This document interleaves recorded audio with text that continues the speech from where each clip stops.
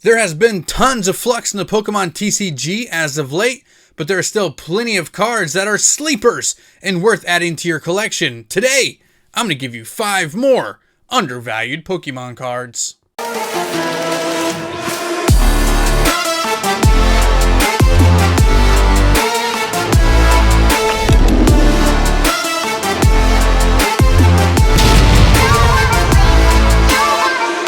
What's going on, Funhouse crew? Welcome back to the channel, TCG Funhouse, where we open up Pokemon cards, we talk about Pokemon cards, but more importantly than anything else in the history of the entire Kanto region, I'm here to have fun with you guys here in the Pokemon community. And it is 2022, and we are already halfway through the month of January, which is absolutely freaking insane to me. Thank you guys so much for all the love and support you've given me for the first few weeks of the new year. That being said, you guys have really been enjoying the 5 undervalued cards list, and a lot of you guys have been agreeing with my selection. A couple of you have disagreed with my selections, and that is completely fine. Either way, let me know down in the comment section. I love talking with you guys every single day. What cards are you buying? What cards are you staying away from? What do you think about the current Pokemon market? I respond to as many comments as I can. You guys are getting hyped on there and getting crazy, so it's been much harder for me to respond to every single one, but I am doing my best. And to show you guys the appreciation here on TCG Funhouse, we are doing a current giveaway for the month of January. That's right, one lucky subscriber will be winning this Pikachu V-Box from Shining Fates. And if you want your entry details on that bad boy, make sure you stay tuned to the very end of the video to get all of your entry details. But I know you guys are really here to talk about some undervalued Pokemon cards. And of course, as usual, guys, we will be using the TCG Funhouse Facts. It's a little acronym that I came up with when making purchases of single Pokemon cards to hopefully have a little bit more success than not. F stands for fan favorites, A stands for affordability, C for condition, T for trends, and S for supply/rarity. And as long as you're following those key ingredients, you should be more successful at the end of the day. But without further ado, let's dive right into today's list of 5 undervalued Pokemon cards in no particular order. You guys know I like to go from vintage to modern, from modern to vintage. I go all over the place. I think there's good buys across the entire era of Pokemon TCG. And you guys know that I have been hot on Eevee cards lately. I think Pokemon is pushing Eevee to the moon, and I believe every single Wizards of the Coast vintage Eevee card has donned one of these lists at some point or another, and this is the last one. I don't think this has been on a list yet. If I'm wrong, let me know in the comment section. But I'm going with the Team Rocket Eevee specifically in first edition. Now, this tick marks a lot of boxes. Again, I've said this before, I am massive on Eevee right now. They are pushing Eevee like a secondary mascot, and I think buying all of these 20-year-old Eevee cards is 100% worth it right now because they are still in affordable states. Right now, the Team Rocket First Edition Eevee in near mint condition over on TCG Player is still under $5. You're looking at $4.45 to $4.50 for a First Edition Eevee. Now, yes, I do get that it is a common card, so, does it really fit the rarity aspect of it as a common card? No, but when you put into the mix that it is a First Edition card, then the rarity of this card upticks significantly.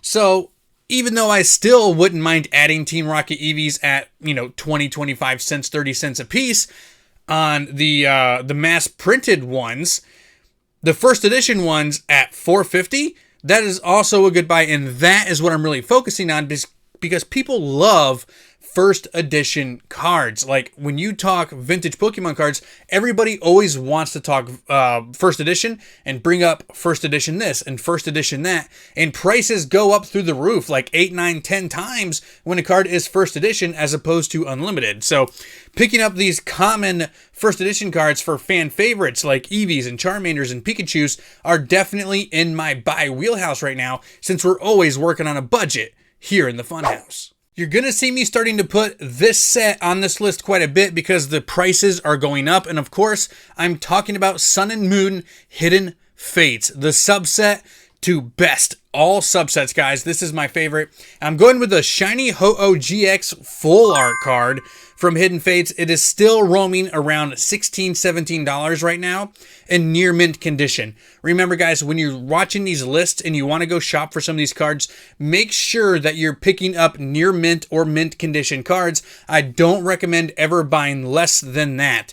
In particular, when you have these full art shiny cards, when you're looking at lightly played or even like, moderately played, you can really tell on these full art holographics because the cards are just jacked up about, just into the oblivion. And when you get some vintage cards, like non-holo vintages, sometimes it's a little more difficult. It could just be whitening on the back of the card or a scuff on the corner or something like that. These full arts really show damage a lot more than regular cards. So make sure you're sticking to near mint condition. And Hidden Fates is going to start going up in price. There are rumors of another print wave coming of Hidden Fates Elite Trainer boxes. My distributor hasn't told me anything about that, so I'm not sure if that is the case. If you guys know for a fact it's coming, let me know in the comment section down there as well. But as far as I know, we're really getting close to the end of seeing Hidden Fates ever on the shelves again. Just like once, Flash Fire was gone, it was gone. Shining Legends, once it was gone, it was gone. I'm expecting the same with Hidden Fates here soon. And once that happens, these cards are going to go up even more. And they've already been creeping up in price over the past couple of months or month or so. So the word is out that Hidden Fates is undervalued. So you're going to start seeing more Hidden Fates cards on my lists here on the TCG Funhouse channel. So have that in your expectations. But the Ho-Oh is a fan favorite, legendary bird. I think it's a good pickup right now at $16, $17. Moving forward here, we are sticking with another modern card, a very, very, very modern card. That's right, Celebrations has a lot of cards that are starting to hit their price floor, specifically the lower end cards. They're really not going to get much cheaper and more affordable than they are now. And I'm going with the Dark Gyarados of the Celebrations Classic Collection for all the same reasons I talk about the Rockets Zapdos in my last video. These are the two cards in particular that are so cheap and so affordable. It's like nothing to pick these things up. The Dark Gyarados still roughly goes for about $1 right now. It was down to like 84 cents for a while, and then there was this big pickup where everyone was like, 84 cents, under $1, I gotta buy these. So at $1 right now, this is still a good buy. We're talking about $1 for a vintage reprint, 25th anniversary stamped fan favorite card of a Dark Gyarados. I was expecting this card to be worth quite a bit more. It ended up being very, very common. There are over 300 listings on TCG Player right now, which is right around the same amount that the Rocket Zapdos was. So this is not a rare card by any means. It doesn't really tick mark that box. But when you start looking at this and how cheap and how affordable this card is, and that eventually Celebrations will stop being opened and it will stop being found on the shelves. It might take a couple of years. It might take a year or two before Celebrations is just vanished like Hidden Fates is going to here soon. But once that happens, these 85-cent cards, these 75-cent cards, I wouldn't be surprised if Zapdos and Gyarados get down to 60, 65 cents. But do you want to risk it and let all these cards go that are currently $1, 95 cents, things like that? I think we're okay in that buy section because it is still so affordable. But these cards can easily go from 65 cents to $11 or $10 in a matter of, like, say 5 years, 6 years. The Dark Gyarados could easily go from 65 cents to $8-9. That's like a 12 times profit margin, which is insane. So I'm not saying that that is exactly going to happen, but why would you not take the risk on a card that's so affordable and that people are going to remember a lot, man? People are going to remember Celebrations. They're going to remember 25th anniversary. And of course, they're going to be like, look at all these vintage reprints. It's just going to be a really cool, nostalgic set at the end of the day. And I think for this price, why would you not add them to your collection? Today's video is brought to you by Titan Shield. Empower passion and preserve value. over on their Amazon store, which is the best place to pick up these wonderful sleeves and card protectors. Let's take a look and see what they have. Using code Funhouse15 at the checkout gives you 15% off the entire order. Take a look at these standard size sleeves, which are perfect for Magic the Gathering and Pokemon collectors. They have your fan favorites of black and clear, along with some more unique options like the pink and orange, which are super phenomenal. They also have these in the Japanese sizes for all of you Yu-Gi-Oh fans out there. My favorite product they carry, though, are the perfect fits.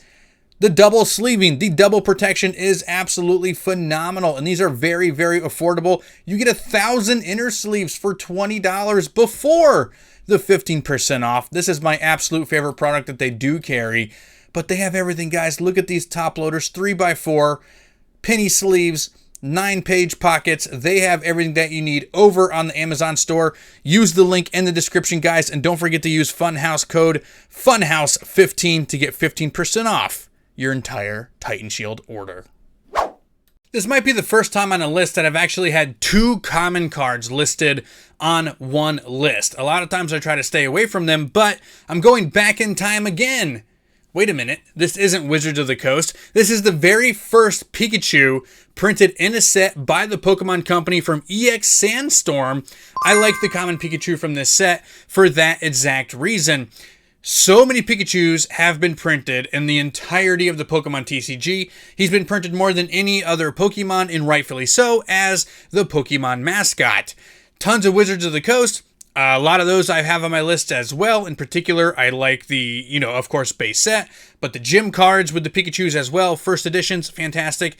And the fact that this card has a caveat of being the very first Pikachu card printed by the Pokemon Company, I like those sort of things. So when you're talking to people about it, when you're showing people your collection, you go, here is my Pikachu that was the very first card printed by the Pokemon Company. There was not one in Ruby and Sapphire, so you got to go to the second EX series set, which is Sandstorm. Let me know what you guys think down there about caveats like first printed Pokemon Company or last printed Wizards of the Coast. Like Skyridge is still one of the most popular sets ever because it was the last set printed by Wizards. There's a lot of nostalgia around that, and people remember when that news happened. So I think getting something first round printed is cool, and I think it's a big pickup, and it has a cool, unique story to it. And it's Pikachu. Pikachu cards are always going to carry the best value in terms of commons. Pikachus, Eevees, Charmanders, the big 3 like that. But Pikachu cards have been steadily going up in price over the past few years as more casual collectors enter the scene and want to buy Pokemon they recognize. And of course, Pikachu is one of those Pokemon.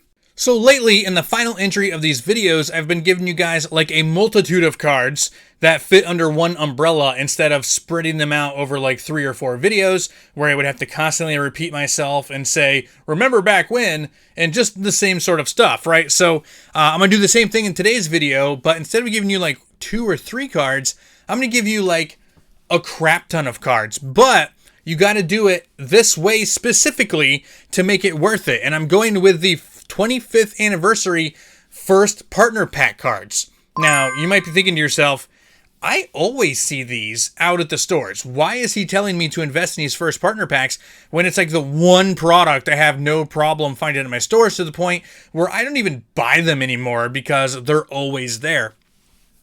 This is how you have to do it. And I'm telling you, this is going to be a massive investment piece that is going to go up in price down the road. Write this down. If I'm wrong, I will eat my shorts. You got to put the entire collection together. Get the 25th anniversary binder that has the Pikachu inside, and get every single jumbo card and put it inside that binder. So where you have the entire collection from Generation 8 to Generation 1, including the Pikachu. Now, inside the 25th anniversary binder, you got to have the whole thing. You got to have it all. This in near mint condition, is going to be a huge piece that a lot of people are going to want to add to their collections down the road, and they will be worth quite a bit of money. And some of these first partner packs are already worth a little bit. They're like $10, $11 MSRP, but like inside of them, these cards are worth a little bit. The Pikachu market price is around $7 Finnegan is 5. Poplio is 5. Litten is 4.5. Rowlet 4.5. Chespin is 4. So the fact that 3 of those cards are in one of these, you're already making money just by buying it, and you're basically getting free packs. And then when you put them in a binder in one big collection, you're going to be able to sell those collections for a very good amount down the road. I'm serious, guys. Like, I am dead serious. It's going to be a huge, huge piece. Do it. That's it. We have made it to the end of today's video. Thank you for hanging out with me today. You guys have been really enjoying, at least you tell me in the comment section, you're really enjoying these undervalued cards list. And I can't stress enough, just like I said in the beginning of the video, please leave a comment down there. I love talking with you guys. I do my best to reply to everybody. Here on TCG Funhouse, we post 4 weekly videos all around the Pokemon TCG, from a Gym Leaders podcast with ASX TCG, Pokemon investing videos, undervalued cards. We do unboxings every single Saturday, so make sure you guys hit that sub button and drop a notification bell as well. Oh, drop a notification bell? That's a little bit weird, but smash that like button. Really helps us out, guys. I appreciate every single one of you, but I know you're only waiting around because you want your entry details. I know. Well, you've waited long enough, because here they are right now. Thank you guys so much for staying tuned to the end of today's video. It's time for those entry details. January 2022, we're giving away a Pikachu V collection box from Shining Fates. Shining Fates is massive right now for sealed collectors. I particularly would not open this box, but once you win it, it's yours. You can do whatever you want. I would keep it sealed, though. I think Shining Fates is going to be massive for sealed collection, and it's coming to its end of reign. As more subsets come out, Shining Fates will be forgotten about, and I think it's worth buying right now while I can still sometimes find it out at the store. But it's just like every other giveaway that we have done here on the channel. You must be a subscriber, you must hit the like on this particular video, and you must leave a comment on this video as well. And remember, you can get an entry for every full-length video that we do here on the channel, and we're going to be looking to go to 4 videos a week instead of 3. That's massive. That's an additional entry every single week. So make sure you guys are doing that, because you can get an entry for every single video that we post. That is huge. Stop looking at my 4 hats. I know you guys enjoy when the band matches the color of the background, but since I turned it on rainbow, I didn't know which hat to wear. So this is what you get. I know it's really cool. I know. It's so heavy, though. It's pushing my ears down. It kind of hurts. But thank you guys so much. Have a wonderful night.